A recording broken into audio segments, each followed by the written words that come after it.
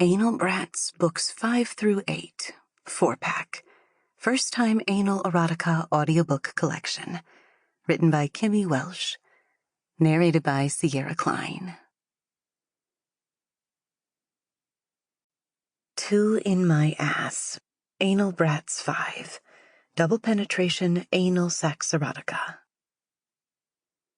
It all started so nondescript. It was a day like any other, so they say, and it began, like many do, with breakfast.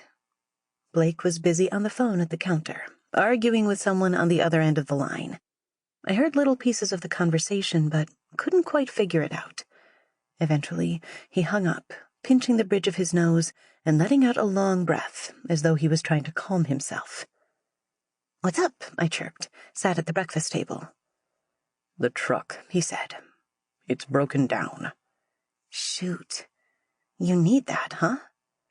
"Difficult to be a haulage company with nothing to haul stuff in." "Does Jeff know?" "I was him just now. The breakdown company is bringing him here." "Why doesn't he just go home?" "He says it's easier to get here, and then I can drive him home." "Is he coming in?" I asked, hopeful. Jeff was Blake's business partner that he knew from way back. They started out together a few months back, and until that morning, things were going great. Jeff was a friend of mine too by now, although I often looked at him differently. He was a huge guy, easily over 6 feet. When he moved, the ground seemed to shake. He seemed destined to find a job lifting heavy things. Blake was a similar size, although not quite as burly as his friend.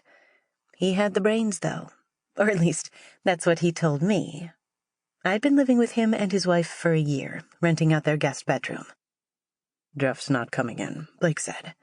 He was keen to keep us apart as much as possible, especially after finding the two of us a little too close for comfort at one of our barbecues earlier that year. He hated the idea of Jeff and me. I think it was the age difference. "Aw, why not?" "Because he doesn't need to." I pouted and looked back to my cereal as he left the room. I started to smile as I thought back to Jeff and our brief moment earlier that year. Since turning 19, I decided to be a little more adventurous and forward when it came to guys. I didn't exactly have the experience, but I had the confidence. I just picked the wrong guy to exercise it on. Blake had wound up walking into the kitchen at the exact moment that I tiptoed close to Jeff in the hope of a kiss. He wasn't happy. Eventually, he reasoned that if some guy was going to try it on with me, he was happy that it was Jeff. Regardless, he tried to keep us away from each other and didn't want it happening in his house. As I thought about him, I could feel the heat of arousal arrive at my pussy. I started to daydream.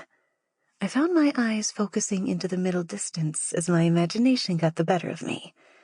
I started to picture his hairy, burly physique bearing down on me.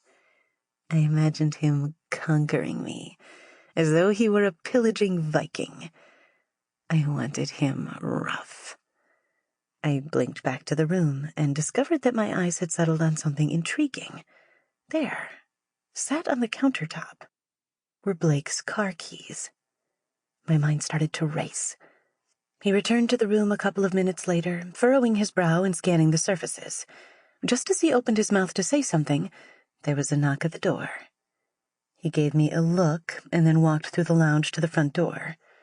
I followed behind him stealthily, leaning against the frame of the hallway door and listening in. "Hey, Blake," Jeff said, and the low hum of his voice made my heart flutter. "What a fucking morning." "Sorry, buddy. Nothing I could do." "Where's the truck now?" Blake asked. "They took it to the mechanics. You know, Clinton." Why him?"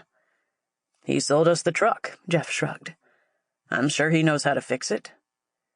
"We'll drive over there. Hold tight." "Can I come in?" Jeff asked. "I'll be right back," Blake said, ignoring his request.